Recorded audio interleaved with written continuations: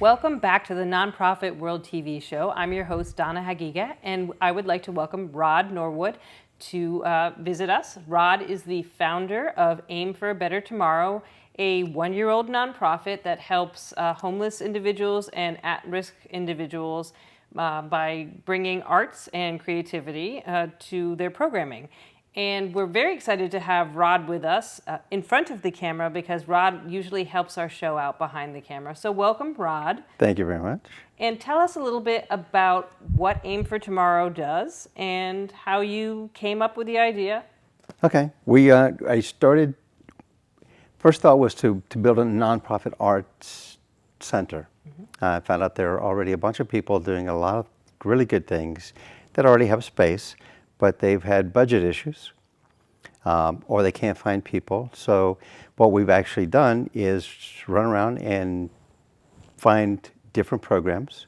Like we've worked with My Sister's Place, we worked with Hands on Hartford, we've worked with Our Farm in Bloomfield, WGBY, Springfield, and a number of other places. And we just identify programming with them that they would like to have, and then we run out and we hire local artists and musicians who are looking for work to come in and do the programming.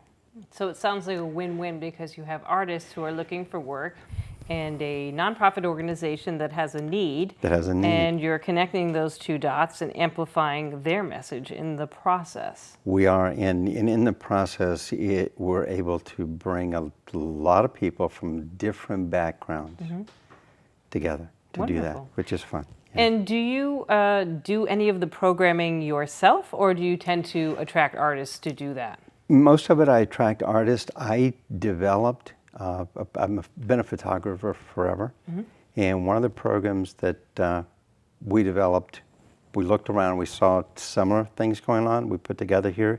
It's a photo-based program for teens who have long-term mental health issues.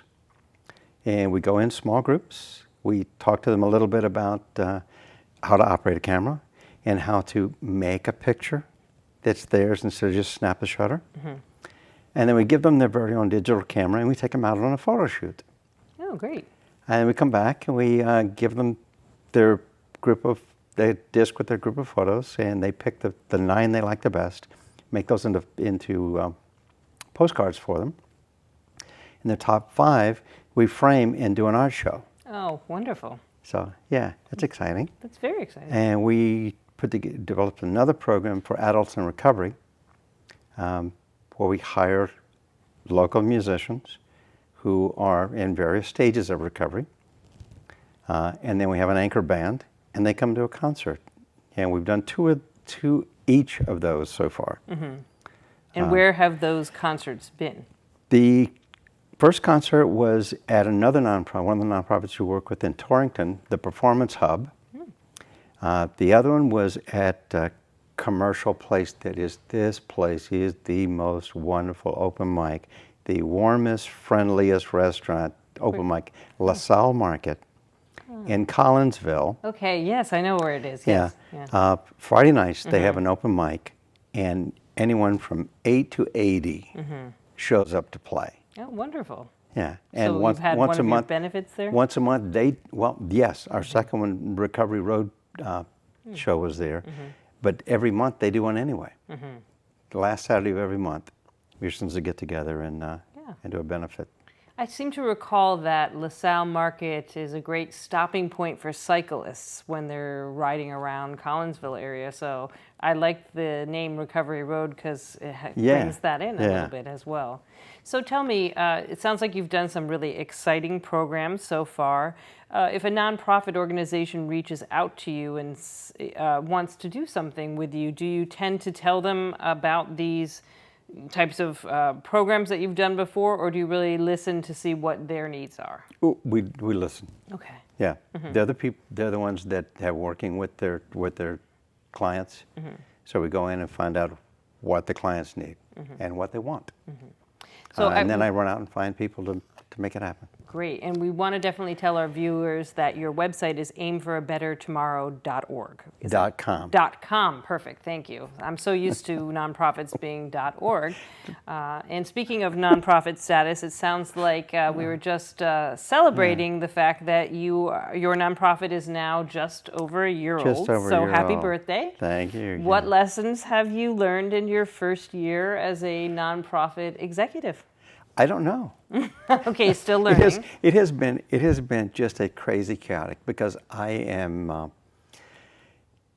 haven't done anything like this before, and totally new to the technology side, everything else. So I've been hopping around, meeting different people who have gone off. I've worked with a few minutes, and they've gone off in other directions. So we did start off with aimforabettertomorrow.org.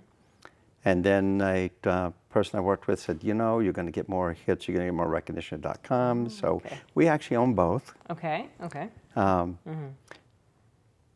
But we've been really good at finding people and putting together programming. And now we're getting better at putting together events that we just kind of get the word out, help bring the community together, and maybe a little bit money, which is to great. help us to fund. keep doing the programming. Sure. Yes. So how do you get that word out? You say you're getting better at getting the word out about events. We are. We've done more, excuse me, with social media. Our website is better, and we are launching a program November 11th. Okay.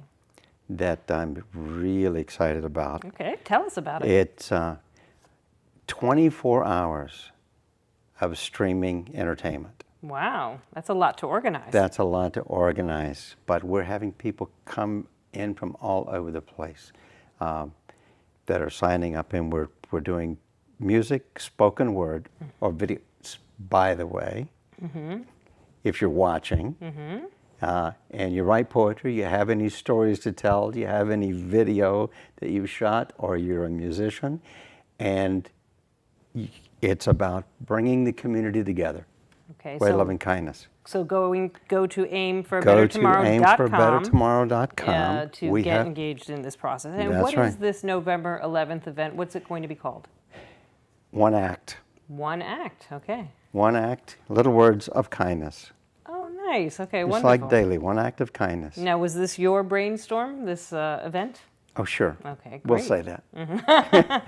And how are you reaching out to your performers? I'm reaching out. Most of them I know from the last year. They found out about us, or I've worked with them. So we're just getting the word out, and we're going to do it either live for them. They can come in, they can perform live. We're going to be at our farm in Bloomfield. Okay, The director there has been nice enough to give us a building for the entire night that has kitchen, it's good for sound. So we'll be there for 24 hours. So if you want to come in and play, just go to the website, sign up for a time slot. If you want to present something but you don't want to be there live, you can go to the website, let us know. We will come to you and film it. Wow. And then we'll plug it in. So this is Our Farm, which is spelled A-U-E-R farm, Correct. and that's a 4-H farm that's in Bloomfield, Connecticut. Yes. Of course, I'm sure there's more information on your website about this. Will there be tickets sold to this 24-hour event, or is it more goodwill donations? It's goodwill donations. It was really tough to find a location that was available for 24 hours. Sure, I can imagine. So the whole idea was to just have the people who are coming in as performers reach out to their friends and do like they would for a 5K road race. Just see if your friends will join in and pledge, and we'll have a donation button up. Wonderful. There is seating, however, so if you want to show up, great. You're more than welcome. And what I know you said 24 hours. Are people welcome at any time? 24 hours. Wow, that's impressive. 24 so hours. if I can't sleep that night, I'll come over at 3 a.m. and camera's gonna start rolling at midnight. Wonderful. And go to 11:59:59. So you were telling me a funny story about, speaking of first-year mistakes or things that you learn along the way, I had asked you before this interview if the AIM in Aim for a Better Tomorrow, I noticed that they were, AIM is all in capital letters. So I said, I wonder if that's an acronym of sorts. And there's a funny story behind that. So please, would you share that with us? Sure.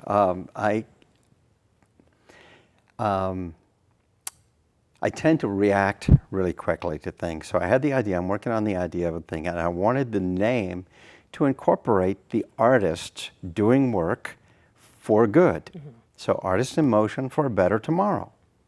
I ran it by a copywriter that I know, and she says, oh, that sounds good. So I ran down to the state and I bought the name. And then I went home and did the research. And found out there are so many Artists in Motion for a Better Tomorrow that no one would ever find us. So I ran back down to the state and just took it out and made it Aim for a Better Tomorrow. Figured that's what we were going for anyway. So there is a story behind it. There is a story. Okay, wonderful. We had the acronym without all the other letters involved. Yes. Yeah. So if somebody wants to volunteer with Aim for a Better Tomorrow, they love what you're doing, helping homeless and at-risk population and bringing arts and art therapy. How would somebody, I know that they can probably visit the website to contact you, but what ways can people get involved? Oh my gosh, we need technical people for video, for website, for social media, organization people to tell me, no, you shouldn't run down and do this now. You should think about it for a second. Okay, right. Yes. And just artists, writers, videographers for programming. Would you have any advice that you would give somebody who's thinking of starting their own nonprofit based on what you've learned in your just over a year of doing Sure. this? I would say probably take it a little bit slower and get a better range of people than I've done. Like I said, I tend to react and then it all works out. But that's not necessarily the easiest way to do it. Sure. I knew that I had a personal budget. Okay. So I knew that I could fund this for the first year. Okay. No matter what happened. So I just wanted to build the organization. I wanted to get people together, get out, do things, so that when I went out to ask someone for money, I could say, this is what we're doing with it. This is where your dollar goes. And you had a funny mini elevator speech that you were sharing with me. So what would your sort of funny elevator speech be about what Aim for a Better Tomorrow does? We're a hummingbird corporation. I like the analogy of the hummingbird. We are. Yes. We hop around. We hop around to different organizations, just doing a little here and there and there. And we're kind of like the United Way without the overhead.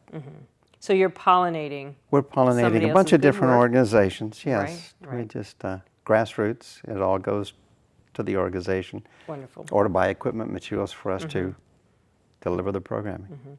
And if there's funders out there, donors, people who are just watching, or maybe grant funders who are interested in learning more about Aim for a Better Tomorrow, best ways to visit your website, or what else would you encourage? We are also on Facebook. Okay. You can give me a call, 860-922-5903. Great. And we'll get the hotline to Rod, right? Okay. And that also goes for artists who want to get involved? Absolutely, to anyone. Yeah, donors, artists, people who want to help us develop it. I put this together with the thought of building it in a fashion where we could replicate it fairly easily. Okay. So anyone who sees the same kind of environment that we have here, a bunch of people who have a base structure, they are working with people who need help, and they have artists, musicians who want to come in and do programming. Talk to me. Yes. Okay. We'll set it up in West Oshkosh, Michigan. So you're willing to share your sort of business, using the word business loosely, idea, loose business plan, this model, yes. This model Correct. somewhere else. And that brings up a good point. Is this, to your knowledge, is this a brand new model, or did you yourself model it off of something else? I don't know of anyone who's working exactly like this, grassroots level. Could be just that Yeah. I haven't done the research and don't know, but I haven't seen anyone else. So we have a few minutes left. I would Okay. love for you to tell us a story about the impact that your organization has made on maybe one individual or one nonprofit organization in the last year. Yeah, I have two really good stories Perfect. that I may choke up on. Oh. I might too. Yeah. One of the early programs we did was with my sister's place in Hartford. And if you go on the website, I've actually used this for a couple of fundraisers. You'll see a little splatter of, we were doing a watercolor session. And this girl was in there because it was supposed to be 6 to 8 or 9, but at 4, she's that advanced. But she was really frustrated because she wasn't being perfect at what she was doing, and you could physically see her balling up. And artist just walks over and says, "Sweetheart, this isn't what you want." And she starts going like this, and what she ended up with was a splatter heart. Oh. And she didn't even try to do that. she Isn't that just amazing? beamed. She was just, Oh, and so happy. isn't that amazing that you were there to photograph or video that because you couldn't well, have planned it was, and it was just programming that they didn't have the budget, they didn't have it available. And just for our viewers, as and, information, My Sister's Place is a nonprofit organization in Hartford that Right. serves families experiencing homelessness. Chronic homelessness and homelessness, abuse. yes. Correct. Yeah. So that's and an amazing yeah, story. we've done another program with them. The other story, if we have a second. Sure. When I first moved to Connecticut, my wife, my daughter, and I moved rented a house that came with 2 guys. Wow. So you can rent the house, but there are 2 guys living in this room. So we met them. We said, "Okay, it's fine." One is a really great musician, phenomenal guy that I haven't seen for years. And a number of health issues.